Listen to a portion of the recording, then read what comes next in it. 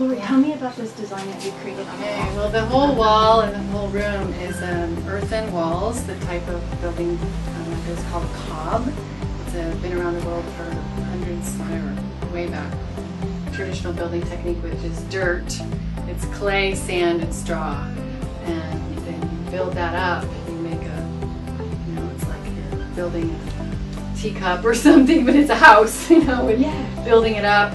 And this one had actually some structures of wood and metal in there, so we were able to do thinner. Otherwise you do really thick walls and then taper them up because it gives it that strength and structure. Yeah. But the walls, because they have a fiber in them, in this case we used some of the palm fibers, we shredded them thinner, and we used cocoa fibers, really strong, so they wouldn't, you can normally use straw, but this is more durable in the humidity. And because that's woven through all the wall, it makes it super strong, because that's a tensile strength with the fiber.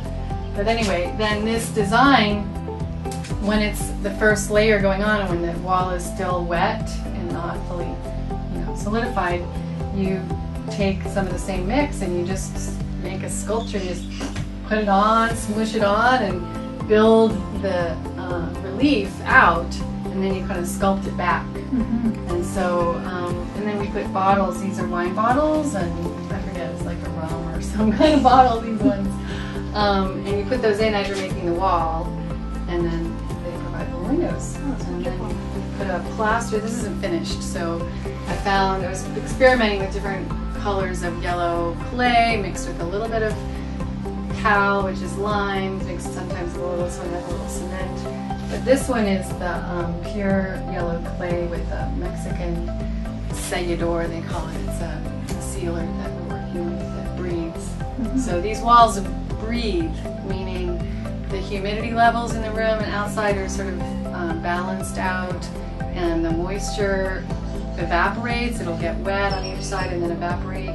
So you never get that sort of condensation that causes, in some of the tropical homes, to have peeling of paint and everything. It won't do that because it's drying out and breathing. And it changes color too. The color of the walls change even one day, the morning and the night. The color of the walls absorb more fluid at night.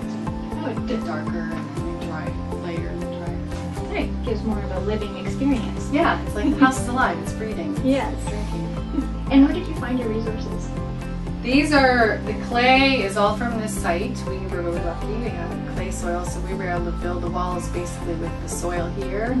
And then the clay, this clay, one of my workers found in a town called Ursula Galvan, about an hour north of here. And this orange clay I got just up the road about half an hour. And the red clay was another builder, had it near his house, so we just went and scavenged and took big buckets and collected clay. And yeah. How long did it take you to do something like this? We got a spider. Yeah, we got a spider. We're moving in fast. They say, you're not living here, we're living here. This whole wall, I had a Mexican helping me, and it was probably, 2 days to make the main wall, and then plastering another couple hours in a day, and this thing over a course of a week, I probably did a few hours a day or something.